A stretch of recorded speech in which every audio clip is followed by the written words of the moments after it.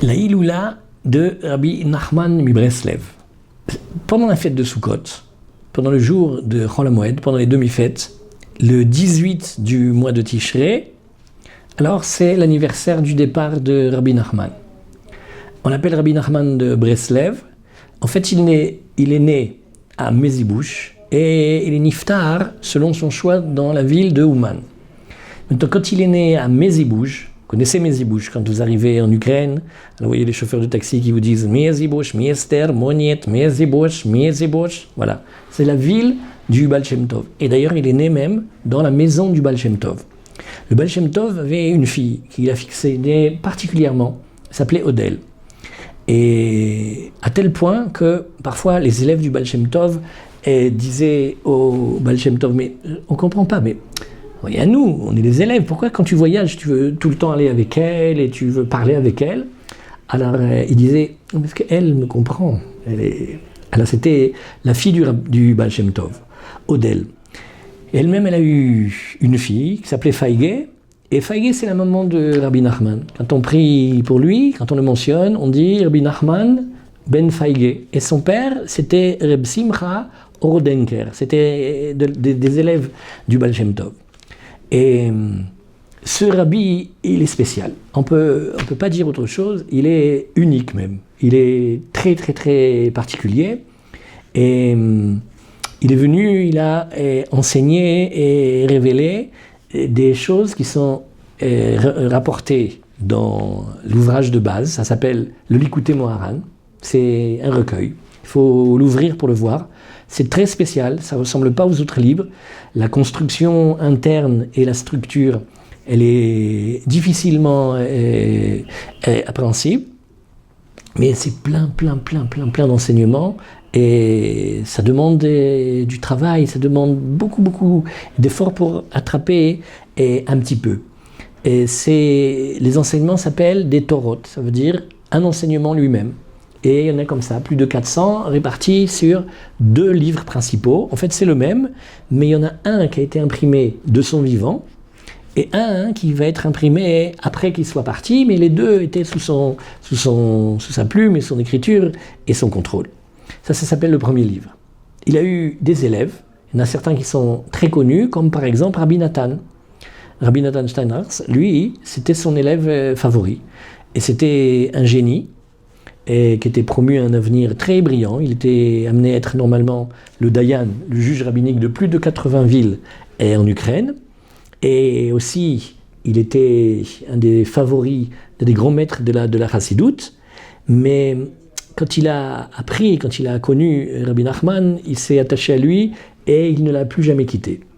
Et il avait cette mémoire prodigieuse d'être capable de tout retenir et de tout noter exactement, y compris les paroles que Rabbi Nachman disait pendant le Shabbat et les Yom Tov, par exemple. Alors après, arrivait la fin du Shabbat du Yom Tov et il notait tout. Rabbi Nachman l'a fortement encouragé à apprendre toute la Torah, c'est-à-dire être comme on appelle un Baki Beshas ou Poskim, connaissait vraiment. Et là, il lui a fait apprendre beaucoup, en plus de ce qu'il savait déjà. Et une fois qu'il avait bien assimilé la connaissance du Talmud et de la loi, alors il lui a révélé les enseignements secrets qui sont ce que l'on appelle la partie du Sod, la partie cachée de la Torah, en référence avec chacune des lois du Shulchan Aruch. Et Rabbi Nathan, il a composé cette suite-là, logique, qui s'appelle le Likutei Halachot. Ça parle de tous les sujets du Shulchan Aruch, et avec une profondeur et des enseignements qui sont toujours, de près ou de loin, liés aux enseignements du Likutei Moharan. Rabbi Nachman aussi, il est connu pour son voyage en Israël. Il a fait un périple extraordinaire, il est arrivé en Eretz Israël, il a fait là-bas de grandes choses. On a pas tellement d'histoires consignées, mais quelques-unes quand même. En tout cas, ce qu'on sait, c'est que le voyage en Eretz Israël l'a tellement touché, c'est que quand il est revenu en Ukraine, il a fait disparaître et brûler tous ses écrits précédents. Comme s'il commençait une nouvelle vie et de nouveaux enseignements. Donc tout ce qu'on a, tous les enseignements de Rabbi Nachman, en immense majorité, c'est les enseignements d'après qu'il soit revenu d'Eretz Israël. Et qu'est-ce qu'on peut dire que maintenant, alors que pendant certaines époques, on pensait que cette partie de la Chassidoute, ces enseignements-là, allaient disparaître, puisqu'il est parti très jeune, il n'avait pas un successeur, il n'y avait pas comme une dynastie chassidique. Et puis les élèves ont beaucoup souffert, ils ont été exilés, ils ont été brimés comme ça, parce que Rabbi Nachman, il avait un charme extraordinaire de savoir dire les vérités à tout le monde, et donc des fois ça ne plaisait pas. Et donc elle est miraculeuse, cette partie-là de la Torah, de la Chassidoute, elle est miraculeuse parce que personne n'aurait parié que ces enseignements se répandent. Et aujourd'hui, qui ne connaît pas ? Le nom, il a déjà été au moins entendu de près ou de loin, les livres, ils ont été ouverts, et surtout les conseils incroyablement nombreux et riches que ce rabbi il a réussi à transmettre à ses élèves et à ceux qui seraient les élèves de ses élèves.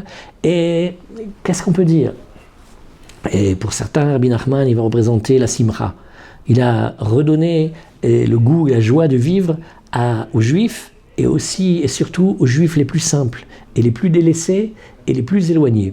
Et aussi ceux qui pensaient que le désespoir existe. Alors il est venu leur enseigner que le désespoir n'existe pas, et que En Shumiyush Ba'olam Klal. Il a développé énormément la tfila. Il a redonné un respect, un amour, un attachement à la tfila, quelque chose d'extraordinaire. La tfila normale, la tfila classique, mais aussi cette manière qui était réservée avant, et une certaine élite qui s'appelle la Hitbodedut, qui est déjà marquée dans les livres, qui est des moments d'isolement où on parle avec Hachem, des moments extraordinaires, et il l'a développé chez ses élèves, il l'a enseigné de telle manière que chaque juif, là où il se trouve, il puisse le faire. Il a redonné force à toutes sortes de parties de la Torah qui étaient réservées à des élites. Il a commencé à révéler des parties très cachées de la Torah en les habillant dans des histoires. Ça s'appellera le Chidush extraordinaire des contes de Rabbi Nachman. Il y a les 13 contes et encore plein d'autres petites histoires qui sont rapportées par exemple dans le livret Korveor. Et des histoires d'une profondeur inouïe. Des histoires sur lesquelles Zecher Tzadik Livrach Rav Shmuel Auerbach avait dit: toute personne qui connaît un peu de Sodot HaTorah et de Zohar et de Kabbale, il peut faire des histoires avec un soleil, avec un roi et avec une princesse. Mais l'intelligence qu'il y a dans la construction de ces histoires, elle défie l'entendement. Comme ça disait ce grand tzaddik à propos de Rabbi Nachman. Qu'on sache aussi, le Steipeler, il disait que chaque jour qu'il passait sans étudier ce livre, il ressentait un manque dans la crainte d'Hachem. C'est spécial. Les conseils sont riches, nombreux et variés. Et il a enseigné tellement de conseils et de clés qui sont faciles à entendre et à essayer d'appliquer. Mais les parties de ces enseignements, wow, il le disait lui-même. Il disait personne n'a accès à la véritable dimension de sa Torah. Mais on a accès comme quand on parle et qu'on a des conversations de la vie de tous les jours avec les tzadikim. Ça s'appelle Sichot Chulin shel Talmidei Chachamim. Et ces conversations, même si elles ont l'air banales, elles sont toujours riches d'enseignements. Voilà ce qu'il disait. Il disait, mes enseignements, vous n'avez accès que à la partie qui s'appelle la partie très très révélée, qui est comme des histoires, comme de la vie. Mais la profondeur de la Torah, elle est quasiment inatteignable. Et il a réussi à traverser le temps et à véhiculer un message qui est incroyablement moderne, actuel. Il ne ressemble pas au maître de l'époque qui avait une manière de parler ou une manière d'écrire qui ressemblait au contexte de leur époque. Lui, c'est comme s'il a traversé les époques.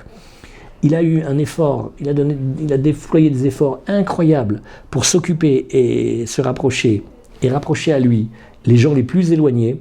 Et même si aujourd'hui ça a l'air de commencer à se répandre, c'était très nouveau et très pas bien vu à l'époque. Il a réussi à faire ça. Il a donné des conseils extraordinaires comme le fait de choisir une mitzvah et de la faire le mieux possible en faisant attention à tout. Et les autres mitzvot, de les faire bien comme il faut. Sans rechercher de sévérités inutiles qui vont compliquer la vie de l'homme. Il a appris à l'homme à se détacher de ses peurs. Et il prend la main du lecteur, il l'emmène à l'intérieur de ses peurs et il nous apprend à en sortir. Un exemple parmi des centaines, quand on est arrivé en Eretz Israël, les exploiteurs, ils ont dit Eretz Israël, c'est une terre qui dévore ses habitants. Le verset fait peur. Une terre qui dévore ses habitants. Et lui, comment il apprend? Il dit non. Une terre qui assimile. Manger, ça veut dire assimiler. C'est rendre pareil à soi. Eretz Israël, elle prend les gens qui habitent en Eretz Israël, elle les rend pareils à elle-même. Donc celui qui habite Eretz Israël, il va acquérir la dimension d'Eretz Israël, c'est-à-dire la émouna, la confiance. Vous voyez? D'un pasouk qui fait peur, on passe à un pasouk qui arrange. Il a fait des arrangements extraordinaires, il a fait des promesses de s'occuper de ses élèves, il a insisté sur le côté de se réunir, le grand kibbutz, le rassemblement, et pendant le début d'année, le Rosh Hashanah, Ouman, tout le monde a entendu parler, et il a en quelque sorte mis en place cette chose qui s'appelle extraordinairement belle, le Tikkun HaKlali, les 10 Teilim qu'on lit dans un certain ordre, ça s'appelle le Tikkun HaKlali. Incroyable, incroyable.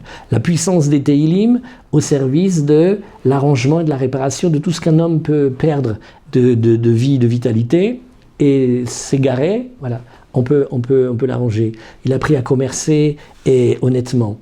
Et il a raconté dans ses contes des histoires dont on prétend que même si quelqu'un était éloigné des 70 facettes de la Torah, ça veut dire qu'il s'était éloigné, et que plus aucune partie de la Torah ne lui parle, il suffirait qu'il écoute les contes pour que l'histoire en elle-même fasse son chemin et le ramène à Hachem.